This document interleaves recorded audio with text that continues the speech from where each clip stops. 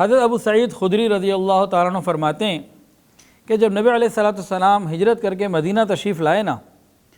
تو صحابہ کرام میں جس کا انتقال کا وقت قریب آ جاتا، آخری وقت قریب ہوتا، ابھی سانس نہ نکلا ہوتا، تو نبی علیہ السلام کو اطلاع دے دی جاتی، آپ تشریف لے آتے، آپ اس کے لیے دعا کرتے، استغفار کرتے، حتیٰ کہ ان کا انتقال ہو جاتا، پھر تجہیز و تکفین کے معاملات، پھر نماز جنازہ، پھر تدفین، تو یوں نبی علیہ السلام کو خوب بعض مرتبہ بہت انتظار کرنا پڑتا۔ پھر صحابہ نے اس کو تبدیل کیا، انہوں نے پھر یہ کیا کہ نبی علیہ السلام کی سہولت کے لیے، آسانی کے لیے یہ کر دیا کہ انتقال کے بعد اطلاع کرتے کہ بھئی فلاں صحابی ہیں، ان کا انتقال ہو چکا ہے، اب آئیے اور نماز جنازہ آپ پڑھا دیجئے۔ تو نبی علیہ السلام تشریف لے کر آتے اور نماز جنازہ پڑھاتے۔ آپ کا معمول دونوں طریقوں سے ثابت ہے، کبھی آپ نماز جنازہ پڑھ کر واپس تشریف لے جاتے اور کبھی تدفین میں بھی شریک ہوتے، لیکن اس میں بھی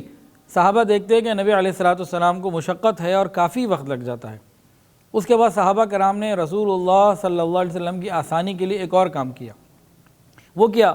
کہ جب کسی کا انتقال ہو جاتا تو جنازہ اٹھا کے مسجد نبی شریف کے باہر لے آتے اور نبی علیہ السلام وہیں جنازہ پڑھا دیتے اور وہ اپنا جنازہ لے جاتے۔ تو باقاعدہ وہ جگہ جنازگاہ کے موضوع الجنائز، جنازگاہ گویا کہ ہماری زبان میں جنازگاہ کے طور پر مشہور ہو گئی، بخاری شریف میں بھی اس کی روایت موجود ہے۔ تو مسجد نبی شریف سے بالکل جڑی ہوئی کوئی جگہ تھی، ایک جگہ تھی جس کو نماز جنازہ کے لیے مخصوص کر دیا گیا، کسی کا انتقال ہوتا وہاں ان کی میت لے آیا جاتی اور نبی علیہ السلام نماز جنازہ پڑھا دیتے اور پھر وہ لے جاتے۔ تو صحابہ نے نبی علیہ السلام کی سہولت کو مد نظر رکھا اور یہ ایک سلسلہ رہا۔ ویڈیو کے نیچے سبسکرائب کے بٹن پہ کلک کریں، بیل کے آئیکن پہ کلک کیجئے تاکہ ہر نئی ویڈیو کی نوٹیفیکیشن آپ کو مل جائے۔